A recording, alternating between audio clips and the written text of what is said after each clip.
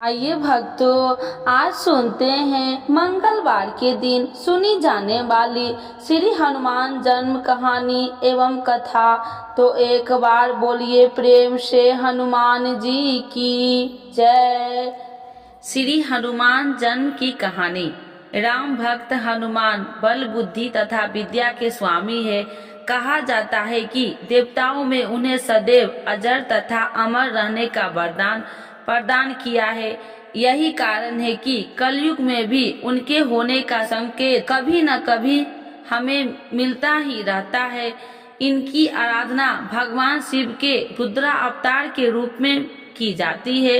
पौराणिक कथा के अनुसार राजा दशरथ के जब कोई संतान नहीं हुई, तब उनके कुल गुरु महर्षि वशिष्ठ ने पुत्र यज्ञ के आयोजन का परामर्श दिया। दूर दूर से इस यज्ञ में भाग लेने के लिए एक से एक विद्वान महात्मा आए तथा यज्ञ को सफलता पूर्वक पूरा किया। यज्ञ की समाप्ति के बाद उसी कुंड में अग्नि से देव अपने हाथ में प्रसाद रूपी खीर को लेकर प्रकट हुए और प्रसाद को राजा की तीनों रानियां रानी कौशल्या, सुमित्रा तथा केकई को बांट दिया। तथा रानी केकई ने तो अपना अपना भाग खा लिया, किंतु जैसे ही सुमित्रा ने अपने हिस्से का प्रसाद उठाया, तभी अचानक आकाश से गरुड़ पक्षी आया और उस प्रसाद को अपनी चोंच में दबाकर पुनः आकाश की ओर उड़ गया। ठीक उसी समय एक पर्वतीय स्थान पर महारानी अंजना पुत्र प्राप्ति हेतु तपस्या कर रही थी। वह प्रसाद गरुड़ से छूटकर उनकी गोद में आ गिरा। अंजना को लगा कि यह उनकी तपस्या का फल है। उन्होंने उस प्रसाद को ईश्वर का आशीर्वाद समझकर उसे खा लिया, जिससे उन्हें हनुमान जी पुत्र रूप में प्राप्त हुए। उधर सुमित्रा को निराश देखकर रानी कौशल्या तथा केकई ने रानी सुमित्रा को अपने प्रसाद में से थोड़ा थोड़ा भाग दिया। इसी कारण रानी सुमित्रा को दो जुड़वा संतान के रूप में लक्ष्मण तथा शत्रुघ्न पैदा हुए। साथ ही राजा दशरथ की रानी कौशल्या को श्री राम तथा केकई के भरत पुत्र रूप में प्राप्त हुए।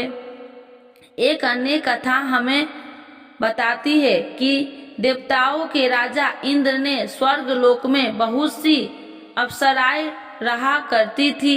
उन्हीं अप्सराओं में से एक कुंजी कस्थला नाम की अप्सराएं थी। एक समय इंद्र की सभा में उपस्थित थी। तभी दुर्वासा ऋषि की स्वर्ग लोक में आगमन हुआ। देवराज इंद्र तथा ऋषि दुर्वासा के बीच बात चल रही थी कि अप्सरा कुंजी कस्थला अपने चंचल स्वभाव के कारण एक स्थान पर न रहकर इधर उधर आ जा रही थी। उसने दुर्वासा ऋषि को क्रोध में आ गया और अपने ध्यान से विघ्न पड़ने के कारण उन्होंने कुंजिका स्थला को बानरी के जाने को श्राप दिया। ऐसा सुनते ही वह रोने लगी तथा क्षमा याचना करने लगी। तब राजा इंद्र तथा अन्य देवताओं की प्रार्थना करने पर ऋषि दुर्वासा का क्रोध शांत हुआ और उन्होंने कहा कि दिया हुआ श्राप तो वापस नहीं लिया जा सकता, लेकिन मैं तुम्हें आशीर्वाद देता हूँ कि तुम्हारे जन्म पृथ्वी लोक पर वानर श्रेष्ठ राजा विराट यहाँ होगा। तुम अपनी इच्छा के अनुसार जब चाहोगी अपना रूप भी बदल सकोगी और भविष्य में तुम महाकर्मी, महाबलशाली तथा तेजोमय पुत्र की माता बनोगी, जिसकी ख्याति युगों युगों तक स्थापित रहेगी। वह भगवान श्री हरि विष्णु के अवतार मर्यादा पुरुषोत्तम श्री राम के अत्यंत भक्त तथा सेवक होगा।